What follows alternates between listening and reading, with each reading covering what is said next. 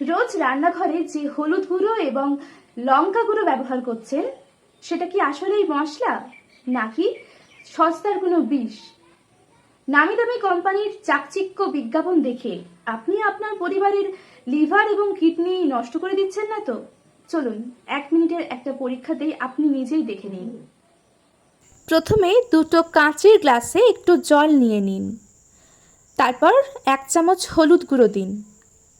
যদি হলুদটা খাঁটি হয় তবে তা আস্তে আস্তে গ্লাসের তলায় থিতিয়ে পড়বে আর জলের রং হালকা হলুদ হবে।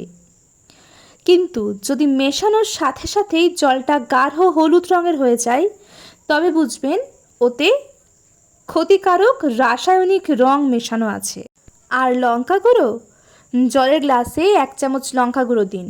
যদি দেখেন জলের ওপর কাঠের গুঁড়োর মতো কিছু এসেছে কিংবা জলের রং টকটকে লাল হয়ে গেছে তবে জানবেন ওতে ইটের গুঁড়ো আর কৃত্রিম রং আছে। খাঁটি লঙ্কার গুঁড়ো কিন্তু রং ছড়াতে অনেকটা সময় নেয়। আরো একটা সহজ পদ্ধতি হলো এই হলুদ জলের মধ্যে আপনি সামান্য একটু লেবুর রস অথবা ভিনিগার দিন। দেখুন রং যদি বদলে গোলাপি রঙের হয়ে যায় তাহলে জানবেন তার মধ্যে মেটানিন ইয়েলো নামে এক ধরনের কেমিক্যাল আছে।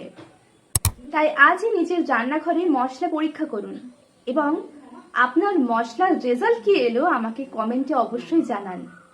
বাড়ির মা বোনেদের সচেতন করতে ভিডিওটি শেয়ার করুন এবং এরকম আরো টিপসের জন্য ফলো করুন। Thank you.